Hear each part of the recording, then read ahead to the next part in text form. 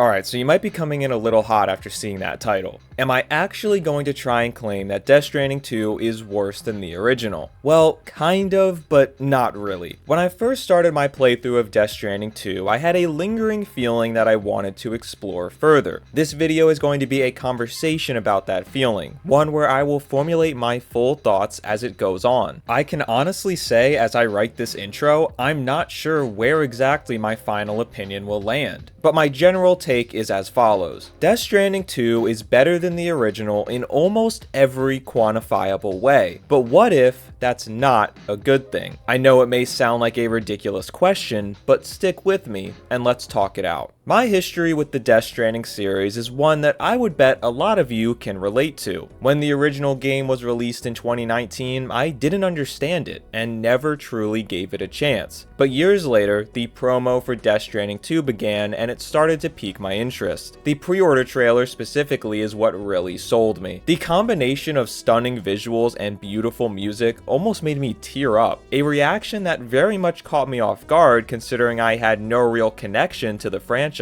It was right then and there that I knew I needed to experience Death Stranding 2. But if I was going to do that, I would need to play the original first. That's when I began my playthrough of Death Stranding Director's Cut on PS5 back in March. I went in with an open mind, but I can't lie, I was skeptical. I saw so much talk online about how the first few hours were terrible and you would need to push through until it gets good. But to my surprise, I fell in love immediately. Death Stranding is unlike any other video game I have played in my life. It is one of the most stubborn and rigid games I've ever seen. And while those two adjectives are typically used as negative descriptors, they were the very thing that made me so entranced. It was incredible to see a game so confident in its own skin. It forces you to play it the way it wants to be played. And if you're not willing to do so, then it's just not for you. Nowadays, a lot of games are literally being designed in ways to min-max your engagement and keep you playing for as long as possible, so to see something like this was pretty amazing. One of the elements that made Death Stranding so impactful to me was the fact that you had to work for everything you had. Starting off the game so slowly made each upgrade, item, or tool you got feel so significant.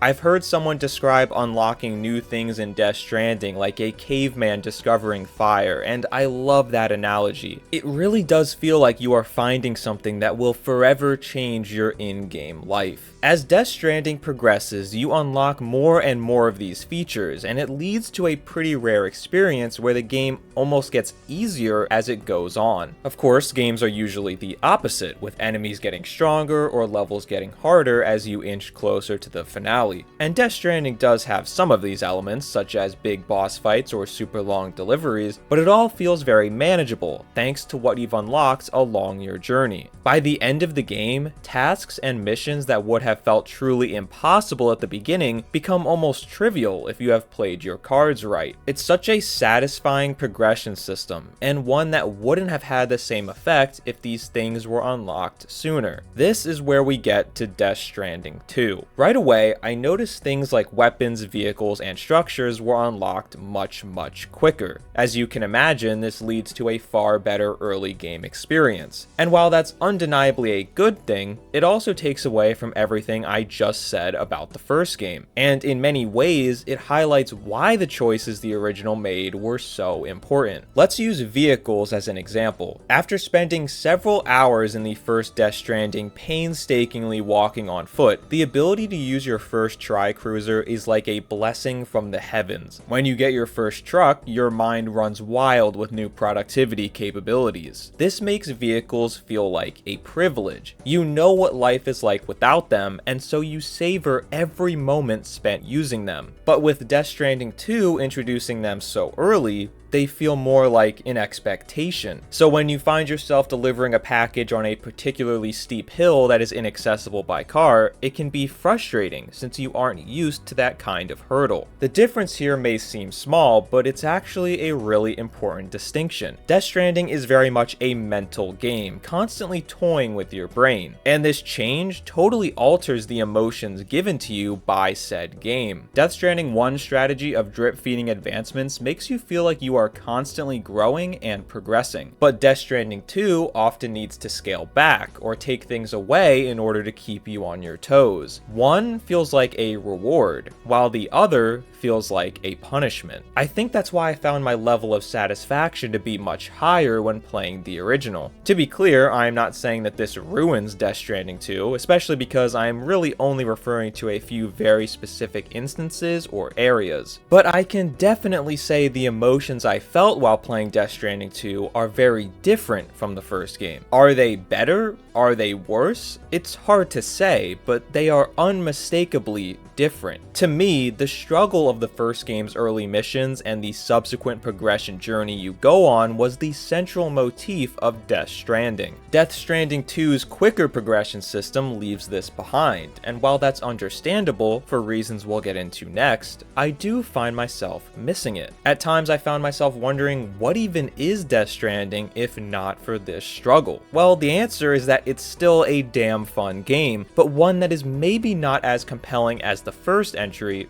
at least for me personally. I think the easiest rebuttal to everything I've laid out so far is simply that this change needed to be done. While I and many others loved the first game, there were just as many, if not maybe even more, who could not get into it. If we take a look at the trophies for Death Stranding Director's Cut on PlayStation 5, we'll see that only about 30% of players have achieved the trophy for finishing Episode 2. That is shockingly low for a game of this caliber. In other words, 70% of people who played this game never made it past the first few hours. And although most of the online conversation around Death Stranding has become quite favorable, this is very publicly available proof that the game started far too slow for most players. And it's also proof that the fairly large majority of people who tried it out didn't enjoy what they played. Perhaps the faster start to Death Stranding 2 was a direct response to this. And yeah, it makes total sense. The quicker start gets players hooked faster, and then you can hit them with some of the more tedious tasks later. Think back to those words I used in the beginning. If Death Stranding 1 is rigid and stubborn, Death Stranding 2 is a bit more flexible and compromising. It doesn't mean that challenges aren't there, but it does seem like solutions are more readily available. And that's exactly what leaves me feeling so conflicted. It's a better gameplay experience through and through, but it's also in many ways the opposite of what I loved so much about the original, and seems to stray a bit from Kojima's original vision. Interestingly, I found an interview with Woodkid, co-composer of Death Stranding 2, who told Rolling Stone that Kojima changed parts of the game because he felt it wasn't polarizing enough. According to Woodkid, Kojima thought the results of playtests were, quote, too good.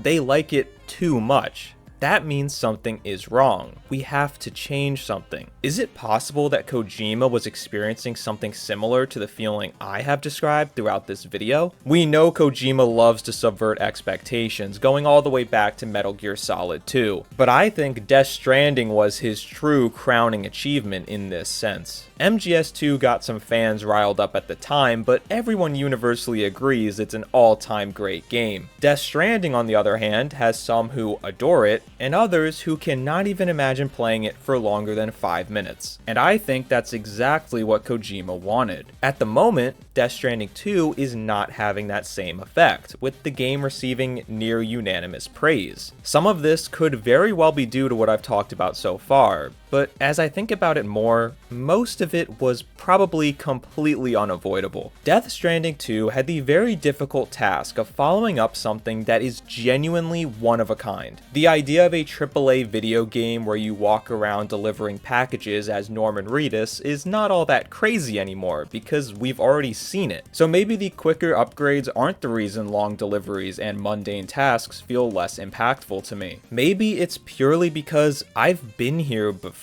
That invigorating feeling of reaching the mountaintop I so frequently got from Death Stranding 1 is impossible to replicate. Now, when I see a giant trek ahead of me in Death Stranding 2, I know I can handle it because I've been through countless journeys like this already. Chasing the feeling I got from the first game was an unreasonable request, and instead, I should be looking through a different lens. Perhaps playing Death Stranding 2 is like watching a great movie for the second or third time. You can't recapture the same impact as that great movie's first watch, but you can still thoroughly enjoy it and start to notice or appreciate new things about it you may have missed the first time around. And I think this is the experience a lot of us are having. You can see that with the reception of the game being so much more positive, despite being really quite similar to the first. We get it now, and now that we get it, we're focusing more on the positives. Death Stranding 2 doesn't feel as challenging or medium altering because it's already proven. The feelings I did and did not get from Death Stranding 2 were real, but it wasn't necessarily for the reasons I first thought. It wasn't so much about the progression system or when tools were available, it was more about my own psyche and past experiences. I could probably keep rambling, but let's wrap this up. As I do so, I want to make something super clear. This video is not an argument that Death Stranding 2 is a bad game. In fact, I feel the very opposite. So far, I've only focused on this one specific topic, but literally, and I mean literally everything else was perfect. The story is fantastic, with enough turns to keep you guessing without ever feeling too nonsensical, and I really loved all the new character additions. The visuals are incredible too. This is one of the first truly next-gen feeling games I've played. There is a specific scene with some lighting and particle effects I have never seen pulled off before without hurting performance. Kinda scary that we're almost half a decade into PlayStation 5 and I'm still finding it notable when a game feels next-gen, but that's a topic for another day. There were also some much needed gameplay improvements such as better combat, which helps the game feel much more whole. I think what stood out to me the most was that the tone of this sequel is very different. It's actually quite wacky and silly, an interesting counter to the dark and twisted world.